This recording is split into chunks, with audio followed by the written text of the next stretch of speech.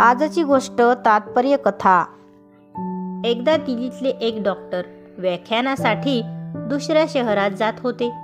विमान प्रवाशाने त्यांना जायचे होते। ते प्रवासासाठी वेळेत पोहोचले आणि विमानही वेळेत निघाले।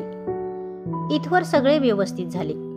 आता व्याख्यानाचा नियोजित कार्यक्रमही वेळेत पार पडावा या विचाराने त्यांनी दीर्घ श्वास घेतला आणि आपला लॅपटॉप काढून व्याख्यानातील मुद्द्यांचा विचार करू लागले। प्रवास छान सुरू होता, परंतु काही काळातच विमान बिघडले आणि विमान चालकाला दुसऱ्या विमानतळावर नाईलाजाने विमान उतरवावे लागले। अवघ्या काही तासांचा प्रवास उरलेला असताना अशी गडबड झालेली पाहून डॉक्टर गोंधळले। वेळेत पोहोचलो नाही तर लोक ताटकळत राहतील। त्यांनी आयोजकांना फोन केला आणि आपण उतरलेल्या ठिकाणाची माहिती दिली। आयोजक म्हणाले, डॉक्टर साहेब, तुम्ही तिथून टॅक्सीने आलात तरी 3 तासात इथे पोहोचाल आणि कार्यक्रम वेळेत सुरू होईल। डॉक्टरांना मोठ्या मुश्किलीने तिथे जायला एक टॅक्सी मिळाली। डॉक्टरांनी टॅक्सी चालकाला पत्ता सांगून वेळेत पोहोचण्याची विनंती केली। टॅक्सी चालकाने प्रवास सुरू केला, पण त्यालाही वादळाचा सामना करावा लागला। त्या वादळात आणि पाठोपाठ आलेल्या मुसळधार पावसात टॅक्सी चालक मार्ग भरकटला।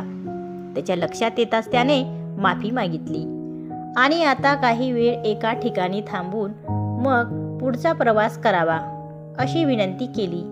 डॉक्टरांचा नाईलाज झाला। टॅक्सी चालकाने टॅक्सी थांबवली। तिथे एक झोपडीवजा घर होते। त्या दोघांनी घराचे दार ठोठावले आणि तिथल्या आजींना घरात घेण्याची विनंती केली।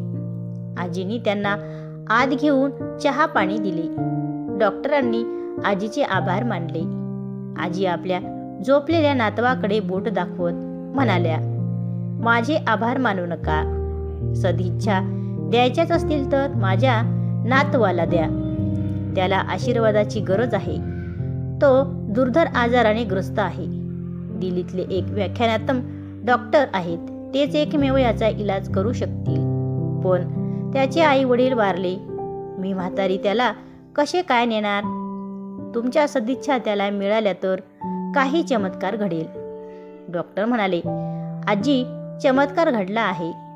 तुम्ही ज्या डॉक्टराबद्दल बोलताय तो मीच आहे। आज मला व्याख्यानाऐवजी देवाने इथे तुमच्या नातवाच्या मदतीसाठीच पाठवले आहे। मी त्याचे उपचार अवश्य करीन। उगीच मी मनापासून रागराग करत होतो, परंतु म्हणतात ना, जे होते ते चांगल्यासाठीच होते। तर कशी वाटली माझी गोष्ट हे कमेंटमध्ये नक्की सांगा आणि चॅनलला नक्की सबस्क्राईब करा। धन्यवाद।